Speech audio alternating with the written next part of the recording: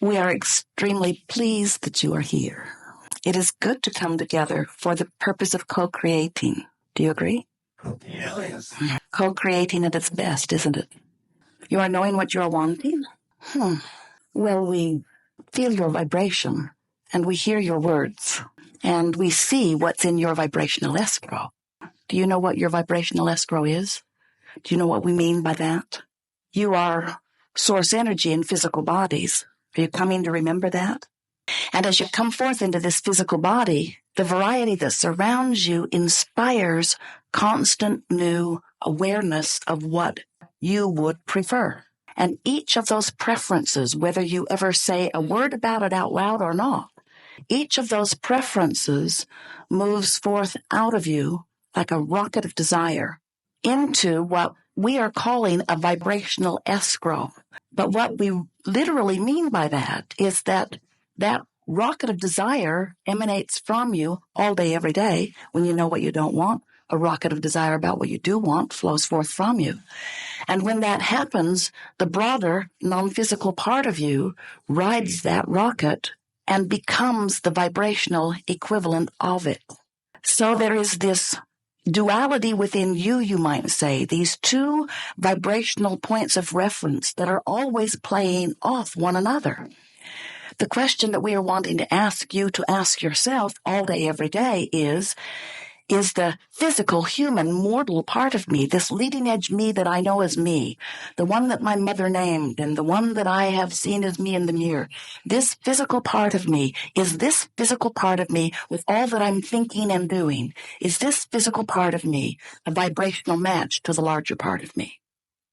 Because if it is a vibrational match to the larger part of you, then that means you are in this moment a vibrational match not only to the larger part of you, but to the vibrational escrow that is there where the larger part of you is.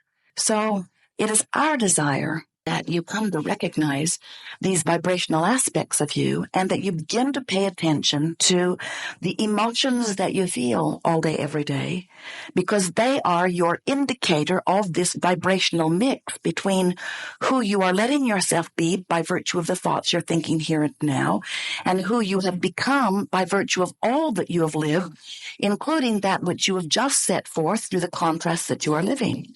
Are you beginning to get a sense of it? Now, as you've been listening to us, and some of you have, we've been talking about emotions for a long time. We're wanting you to understand that the emotions that you feel are your indicator of where you are in terms of what you want. There's a new book coming. The publisher has released it to all of the distributors, and they're going to simultaneously release it sometime in early September. And this book is called The Power of Emotions. Esther added the word astonishing, power of emotions, because it is astonishing to her, the power of emotion, once you get a handle on it. It is a book that is written in response to the asking that millions of people are setting forth as you are beginning to hear about law of attraction and you're beginning to understand that you do create your own reality in some way, but you're not really understanding how it is to create. How do I get what I want? So many people, even though if they are clear that they want something, they don't understand why they are not getting what it is they are wanting. And it's because they have not yet quantified their journey. It is only when you understand your emotions and the way they feel, and you begin to establish your understanding of where you stand now and how it feels in relationship to how this better feeling thought feels, that you can begin to get a handle on the direction of your thought. We are eager to talk with you about anything that is important to you. It is our desire to assist you in going with the flow, in letting go of the oars, in recognizing that you are powerful creators, and in coming to the willingness to allow all of the things that are already queued up for you to flow easily into your experience. What do you want to talk about? Hi. It's nice to see you again. Thank you again. And thank you to Esther. Before you go further, we want to say that in this book that is coming, There are 33 examples of all kinds of things that might happen in someone's life. And each of these examples takes you where you are and then describes a sort of downstream scenario that brings you, if you are reading along, into vibrational alignment with what is in your vibrational escrow. And as Esther was receiving the book, she said, is it all right if I move the order of these around a little bit? And we said, they're really being given in a very specific order, even though the reader of the book may not be dealing with the specific issue that's the title of this example. As you explore the examples in the order that they are given, by the time you've made your way through all 33 examples, you will be tuned to vibrational alignment of what most of you are wanting relative to most subjects. In other words, what we want you to realize is that it doesn't take much tuning to come back into alignment with who you really are. It's the consistency of holding yourself there. Law of attraction will begin to reverberate within you and will begin to bring to you whatever it is that you are offering. And if you can hold yourself in a sort of steady alignment with who you are for a very brief period of time, your vibration shifts and then your point of attraction shifts. So it doesn't take very much tuning yourself to a downstream vibration before the indicator that is coming to you in form of manifestation reflects back to you the improvement in that vibration. It's really a powerful thing to get hold of the understanding that if I shift the way I feel, I have therefore shifted my vibrational offering, and I have therefore shifted my point of attraction, and therefore the physical manifestation must shift too. That's why, to many people, an understanding of the power of their emotions is rather astonishing. It isn't astonishing once you get the hang of it. It only is at first, because you have had access to the power that creates worlds for a very long time, and you haven't known it. So you've been dabbling around doing your creating in the sort of action-oriented, many times upstream, mediocre way. And when you begin to tune yourself to the energy that really is who you are, then you begin to create as you've intended. Yes. Well, friends, we think you've got it. We think that you now understand that you are source energy in physical bodies, yes? Do you get it that you've come here with purpose? Do you understand that that purpose is expansion, joyous expansion? Do you understand that you never get it done and you cannot get it wrong? And the reason that you can't get it wrong is because it's never done. So even though it may sound or feel out of balance and maybe even wrong, that it really isn't wrong, because in the feeling of wrongness, you're giving birth to your opinion of what would be righter. And the source within you so trusts your opinion of what would be better for you, that the source within you embraces that idea completely and becomes a vibrational equivalent to it and holds steady there until you find your way there. We've talked about the fun of croaking. You're still not there, are you? We've talked about the deliciousness of releasing resistance through what you call the death experience. And we've talked about releasing resistance through meditation, quieting the mind. We've talked about releasing resistance through appreciation, but you have to be somewhere in the vicinity of appreciation to release resistance.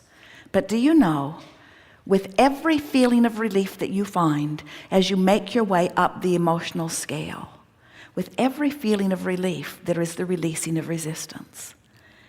And so every effort that you make to release a little resistance is really worth the effort, because in time, because of the vastness of the variety of your life, the subjects that are alive and active in your now are enough for you to release all resistance that you've accumulated over a lifetime. Do you know that? You don't have to go back and make peace with some wrongdoing that happened 20 years ago or 30 years ago or yesterday. You don't have to go back and fix all of those things, because whatever is active in your vibration now is bringing you current, real life, active, poignant, meaningful now matches. You're attracting the vibrational evidence that shows you what you're doing. Do you know that what you're living and the way it is playing out is your vibrational indicator? Do you know what's going on in your body is just an indicator of your vibration? Do you know that what's happening in your life in terms of relationship is just a vibrational indicator? Do you know the money in your bank account is a vibrational indicator? Everything that is manifested, the car that you're driving, the house that you're living in, the clothes that you're wearing, the condition of your body, everything about your life is a vibrational indicator. And those indications of vibration are being shown to you all day, every day, in the form of the emotion that you feel. So if you leave here with one decision within you, and it goes like this: I now understand the importance of recognizing how I feel, and I do care about feeling as good as I can feel about that and that and that. So somebody you love tells you a lie, and it hits you hard. And you think, they shouldn't lie to me. They should trust me more. I wish they wouldn't lie.